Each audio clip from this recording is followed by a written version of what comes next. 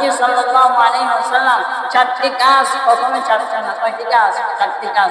এক নাম্বার নবীজি সাল্লাল্লাহু আলাইহি ওয়াসাল্লাম মুহররম মাসের 10 তারিখের রোজা নবীজি সাল্লাল্লাহু আলাইহি ওয়াসাল্লামের জীবনে কখনো ছাড়েন নাই।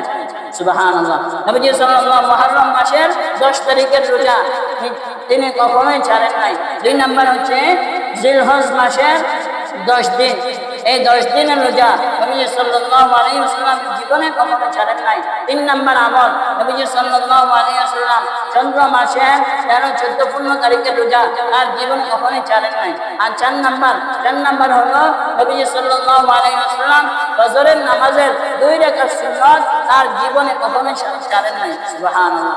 কিন্তু আমাদের এখন তো আমরা তো এখন সুন্নাত করি না, আমরা এখন শুধু সুন্নাতকে উঠাই দিতে চাই। আমাদের সমাজের অনেক মানুষ আছে 2 রাকাত জুমার নামাজ আদায় করে বেরিয়ে যায়, তার আগে কে বের হবে শুধু এই চিন্তা করে। কিন্তু নবী সাল্লাল্লাহু আলাইহি ওয়াসাল্লাম এই যে 5 ওয়াক্ত নামাজের সুন্নাতগুলো রয়েছে ওইগুলো ঠিকঠাক মতো তিনি আদায় করতেন। আল্লাহ